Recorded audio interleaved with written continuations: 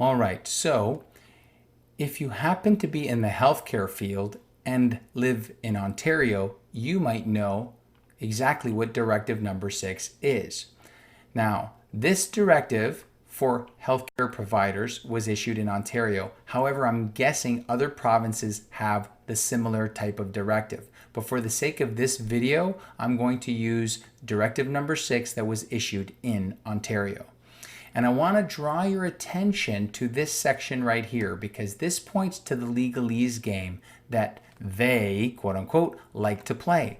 See, Directive Number 6 is issued under Section 77.7 of the Health Protection and Promotion Act, 77.7 of the HPPA, which is basically telling you that this is the law in which this directive falls under. But if you don't know the fullness and the scope, the entire scope of this law here, you're just going to assume I have to do Directive Number 6, but you don't. They're banking on you not going to Section 77.7. However, I'm going to have you read that section so you fully understand that this directive has no power. So here it is, Schedule F, Health Protection and Promotion Act. Okay, I just wanted to show you that I was in the HPPA. Now I'm going to scroll down. Please be patient with me. And you see 77.1. We want 77.7. That's what we want. Now, directives to healthcare providers.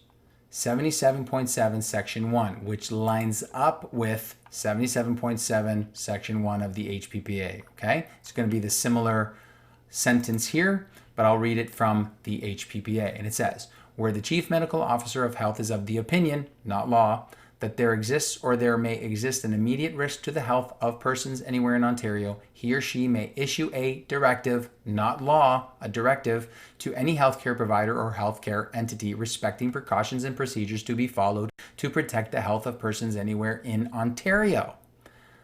So they can issue a directive. But what does that mean? Well, quite frankly, it means nothing. Why? Because of Section Number 4 here. No coercion of professionals. See that? They cannot coerce you into doing what the directive says. They can't do it. You have to be willing to give them your consent. I could end the video right here when it comes to the Ouchi-Fouchis and the PCR tests. I can end the video right here. It's against your Constitution and it's against 77.7 Section 4 of the HPPA that they issued the directive under. They're saying, hey, Directive Number 6 is issued under 77.7 of the HPPA. Oh, okay, let's go there. Oh, you can't coerce me to take those Ouchi-Fouchis. No, we can't. Oh, okay, so you have no power. No, you don't. Oh, okay. See what I'm saying there? You don't have to do this. So let's read this. I could end the video, but I'm going to read this with you. For greater certainty, a directive under subsection 1, which would be Directive Number 6, for example, so I'm going to read it like that. For greater certainty, Directive Number 6 may not be used to compel. I'm going to repeat that. Directive Number 6 may not be used to compel regulated health professionals to provide services without their consent. So they can't have you do something without your consent. So, hey, we want you to take 2 Ouchi-Fouchis and a PCR test today. Nope, not going to do that. That's the deal. And this gets furthered in Section 5 here. No conflict with OHSA, which is the Occupational Health and Safety Act.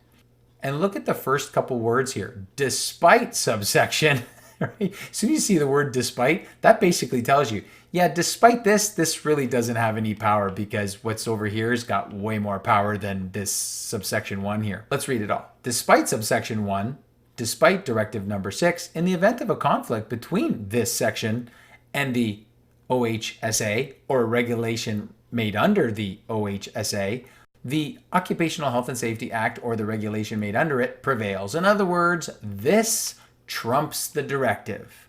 This trumps the directive, and so does your Canadian Constitution. Period. See that period right there? That's a period. So some people will say to me, well, Shade, they are coercing me. They are threatening my job. So what do? Well, I can't tell you what to do, but I can tell you what I would do. If Mrs. Jones sat me down in her office and said, if you don't take a couple PCR tests and some Ouchi-Fouchis, guess what? We're going to fire you. We're going to take your livelihood away. I would quietly walk out of the office, go back and finish my day at work. And then when I got home, I'd go to this website right here, standforthee.com. And then I'd hit Action Initiatives and I'd go to Notice of Liability. That's what I would do. And I would look for the best template of a notice of liability for the employer. And I would hand it directly to them, the person who's actually breaking the law, who's actually doing the coercion. That's what I would do if they were doing that to me. And you have to give it to the person who's coercing you. Allow me to give you an analogy. See, guys, you have to look at this much like a Godfather movie. You know I really like my Al Pacino, right? See, what I mean by this is that, the Godfather never really got his hands dirty, did he? He always sent his minions and his thugs to do his dirty work, and eventually, when they got caught, they took the heat for it. Well, I believe the same thing is happening now. You have some really high up people pulling the strings on this thing, and they're getting your employers and your bosses to do their dirty work, to do their bidding for them. And eventually, if they do get caught, they will take the heat for it. And if you are an employer out there, I have to tell you, you're in really great legal danger if you coerce or threaten your employees to do something that they do not want to do. I have to tell you that. And you should know that. Now, for you who are being coerced, you are clearly the victim. So all I can do is show you that the laws are there and they are on your side. You know, Jesus said, "Seek and you shall find." And he meant that on the spiritual level and on the pragmatic and practical level. I really believe that. And I really believe he blessed this country with those laws so that you can use them. Now, some of you might be out there saying, listen, man, I'm not into the Jesus material. Well, that's your call.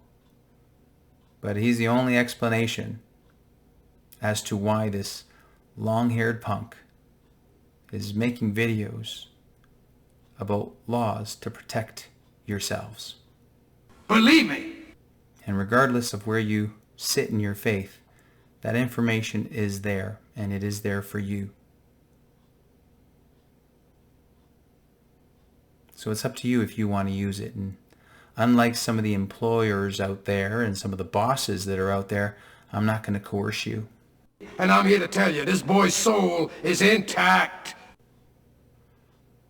I'm just going to tell you that the laws are there on your side. And it's up to you if you want to pick up those blessings and use them. Don't destroy it. Protect it. Grace and peace.